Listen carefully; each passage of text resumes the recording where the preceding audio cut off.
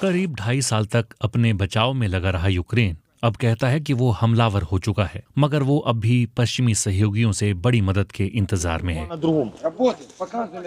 ये रंगरूट महीना भर पहले तक इस जगह से मीलों दूर खेतों में होंगे या कहीं और मेहनत मजदूरी कर रहे होंगे, मगर अब उन्हें जल्दी से फ्रंट लाइन पर भेजने की तैयारी की जा रही है। हो सकता है उन्हें कब्जाई गई रूसी जमीन पर तैनात किया जाए। मुझे लगता है कि ये सही है। कितने लंबे समय से वो हमारी जमीन पर हैं। जब वो हमारे इलाके पर कब्जा कर रहे हों तो आप बैठे नहीं रह सकते। फिर हम क्या करेंगे? क्या हम उनके गुलाम बन जाएंगे? यूक्रेन की सेना चाहती थी कि इस बात का पता न चले कि ये कैंप यहाँ है, इसलिए उन्होंने हमारी रिकॉर्ड की गई फुटेज तो देखी, मगर स्क्रिप्ट नहीं। यूक्रेन अपनी जमीन पर जंग के कई मोर्चों पर बैकफुट पर है। हाल में रूस में यूक्रेनी सेना की घुसपैठ ने इस जंग को नई दिशा दे दी है। पहले से ज्यादा सैनिक भर्ती करके उन्हें ट्रेनिंग दी जा रही है, मगर अब यूक्रेन को कड़े रणनीतिक फैसले भी लेने पड़ रहे हैं।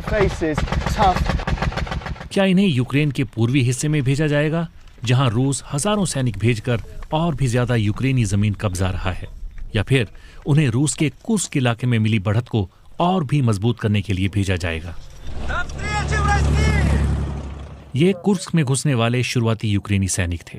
यूक्रेन का कहना है कि इन्होंने वहां 100 से ज्यादा रिहायशी इलाके कब्जाने और 600 रूसियों को युद्धबंदी बनाने में मदद की। ये लोग अब वहां से लौट आए हैं।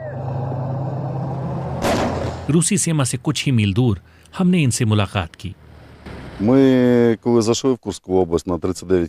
हम कुर्स्क में काफी दूर तक गए। हमारी टीम अकेले ही आगे बढ़ी। हम विदेशी जमीन पर थे और हमें वहां विदेशियों जैसा ही महसूस हुआ। क्या आपको मालूम है कि आप कब तक रूसी इलाके में रहेंगे, कब लौटेंगे? जब तक कहा जाएगा हम तब तक वहां रहेंगे। अगर हमें आगे बढ़ने का आदेश दिया जाएगा तो हम मॉस्को पहुंच जाएंगे और दिखाएंगे कि यूक्रेन क्या है, हमारे लोग क्या हैं। अचानक जमीन का एक हिस्सा खोने के बाद रूस जवाबी हमले करते हुए यूक्रेनी ठिकानों को निशाना बना रहा है। यूक्रेन को लगता था कि कुर्स्क को बचाने के लिए रूस यूक्रेन के पूर्वी हिस्से से सैनिक हटाकर कुर्स्क में तैनात कर देगा, मगर ऐसा नहीं हुआ।